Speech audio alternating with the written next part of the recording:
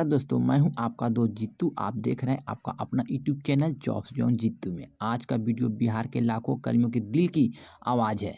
ये वही कर्मी जो पिछले कई सालों से उम्मीद लगाए बैठे हैं। सरकार उनकी आवाज़ सुनेगी, उनके संघर्ष को मानेगी और उनके साथ न्याय करेगी। दोस्तों, दुर्गा पूजा नज़दीक है और सबसे बड़ा त्यौहार बिहार में कोई नहीं है। और इसी त्यौहार से पहले सरकार की ओर से एक बड़ा तोहफा मिलने की संभावना है, जिसे सुनकर लाखों संविदा कर्मी, आउटसोर्स कर्मी, दैनिक वेतनभोगी, हटाए गए कर्मचारी खुशी के मारे झूम उठेंगे। तो दोस्तों, ये तोहफा क्या है, किन किन कर्मियों को मिलेगा इस फायदा, क्या सरकार मजबूरन होकर ये फैसला ले रहे हैं, इन सभी सवालों का जवाब आपको मिलेगा इस चैनल पे। लेकिन साथ ही साथ मैं आपको समझा देना ज़रूरी है कि अगर सरकार ने इस बार कर्मियों की टाल दिया तो इसके नतीजे चुनाव पर सीधा सीधा असर पड़ सकता है। तो दोस्तों, 2025 का चुनावी साल माहौल बहुत ही गर्माहट है, क्योंकि सरकार कहती है हमें 5 साल और दीजिए, हम 1 करोड़ रोजगार देंगे।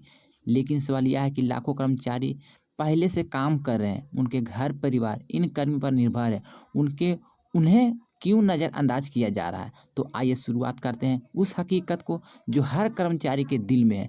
हम वोट देंगे, लेकिन हमें न्याय के साथ देनी चाहिए।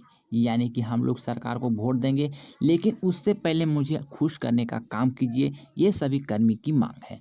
तो सारा जानकारी, सारा इन्फॉर्मेशन मैं आपको इस वीडियो में कवर करने वाले हैं। लेकिन उससे पहले मैं आपसे छोटी सी रिक्वेस्ट करेंगे कि अगर आप लोग चैनल पहली बार जुड़े हैं तो चैनल को सब्सक्राइब कर लीजिएगा। वीडियो पसंद आएंगे तो वीडियो को लाइक कीजिएगा, वीडियो को शेयर कीजिएगा। तो दोस्तों, चुनावी साल का मतलब सरकार पर डबल प्रेशर।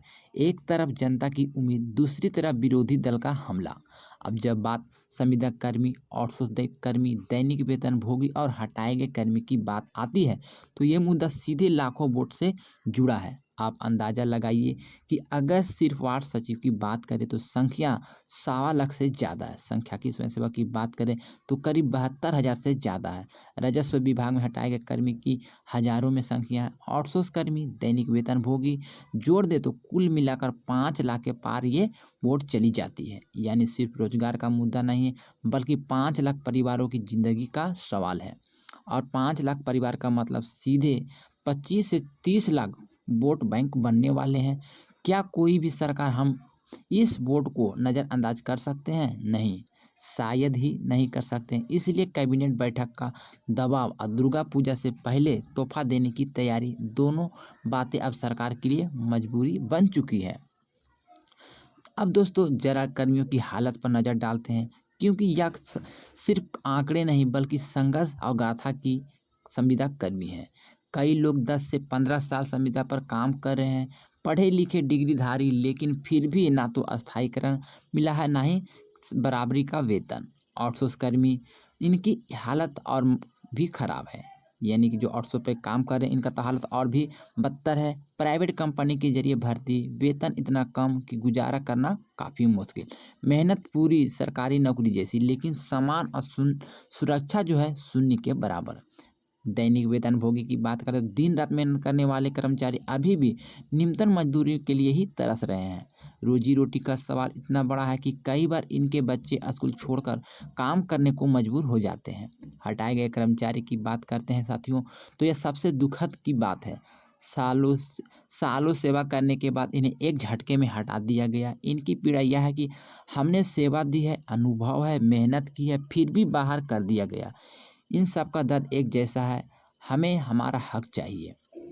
अब बात करते हैं उन विभाग में जिन कर्मियों के लिए दुर्गा पूजा से पहले राहत आने वाली है। जैसे कि देखिएगा तो राजस्व विभाग में 7480 बर्खास्त कर्मचारी, सर्वे अमीन, डाटा एंट्री ऑपरेटर, तकनीशियन सहायक, इनकी पद वापसी पर सरकार का झुकाव दिख रहा है। वार्ड सचिव, जिसकी संख्या 1.25 लाख से ज़्यादा है, हाल ही में वायरल लेटर में उम्मीद बढ़ी है, पुनः बहाली और मानदेय पर फैसला संभव है। संख्या की स्वयंसेवक जो कि 72,000 से ज़्यादा, जो कि 2 चुनाव से संघर्ष कर रही है। सेवा समायोजन पर कैबिनेट की चर्चा संभव है। विकास मित्र स्वास्थ्य बीमा का लाभ मिलने की संभावना है। मानदेय वृद्धि की चर्चा। होमगार्ड के सफल अभ्यर्थी जो हर जिले में रिक्त पद भर्ती पर बड़ा ऐलान हो सकता है। ग्राम रक्षा दल, सुरक्षा से जुड़े मुद्दे को स्थायीकरण की मांग होगी। बिजली विभाग कर्मी, आउटसोर्स कर्मी जो कि सभी कर्मियों को शोषण और मानदेय वृद्धि पर अस्तित्व पर चर्चा भी किया जा रहा है।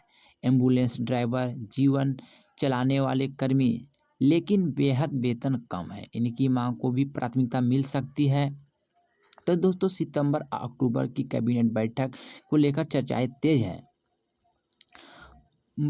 सूत्रों का कहना है कि इस बार संविदा कर्मी और कर्मियों की सबसे 10 ज़्यादा प्रस्ताव एजेंडे आ सकते हैं। संभावना क्या है कि मानदेय में 20 से 30% की बढ़ोतरी की जाएगी। हटाए गए कर्मी की पद को वापसी किया जाएगा। संविदा कर्मियों के लिए सेवा समायोजन की नीति बनाई जाएगी और आउटसोर्स कर्मियों के लिए समान काम का समान वेतन दिया जाएगा। दैनिक वेतन भोगी के लिए न्यूनतम मजदूरी का प्रावधान आएंगे।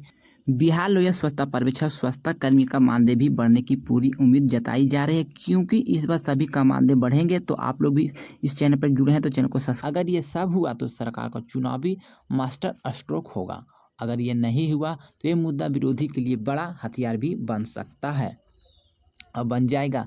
आज कर्मी सोशल मीडिया पर पहले से कहीं ज़्यादा सक्रिय है, क्योंकि फेसबुक, व्हाट्सएप, टेलीग्राम पर हर ग्रुप में जिले की धारणा, रैली, नेताओं को घेरने की रणनीति सरकार से जानती है कि अगर इनकी आवाज़ दबाई गई, यानी कि सरकार जानती है कि अगर इनकी आवाज़ दबाई गई तो चुनाव में भारी नुकसान का सामना करना पड़ सकता है। यानी कर्मियों को एकजुटता ही उनकी सबसे बड़ी ताकत है। तो दोस्तों यह सिर्फ नौकरी या वेतन की लड़ाई नहीं, यह सम्मान की लड़ाई है। यह उन परिवारों की लड़ाई है जिनके बच्चे पढ़ाई छोड़ने पर मजबूर हो जाते हैं।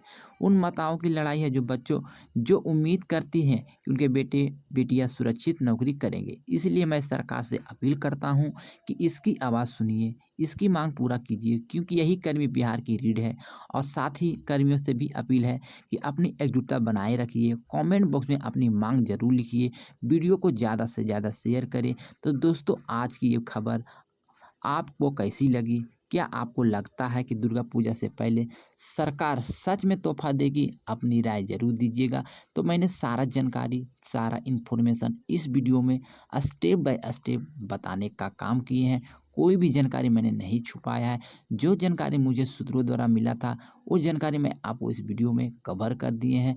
तो आपको ये जानकारी अच्छी लगी है तो अपने व्हाट्सएप ग्रुप साथियों को शेयर करने का काम कीजिए, क्योंकि इसमें बहुत सारे कर्मी को फ़ायदा होने वाला है। सरकार बहुत ही जल्द इस पर निर्णय ले सकता है। मैंने सारा इन्फॉर्मेशन देने का काम किया है। अब कुछ ऐसा यूट्यूबर है जो हमारे ही वीडियो को उठाकर अपने चैनल पर डाल देते हैं, जिससे उनका व्यूज बढ़ रहा है। इससे कोई लेना देना नहीं है, क्योंकि बकवासी जानकारी देते हैं। तो दोस्तों मिलते हैं एक और नई वीडियो में, एक और नई अपडेट के साथ। जब तक के लिए goodbye, thanks for watching.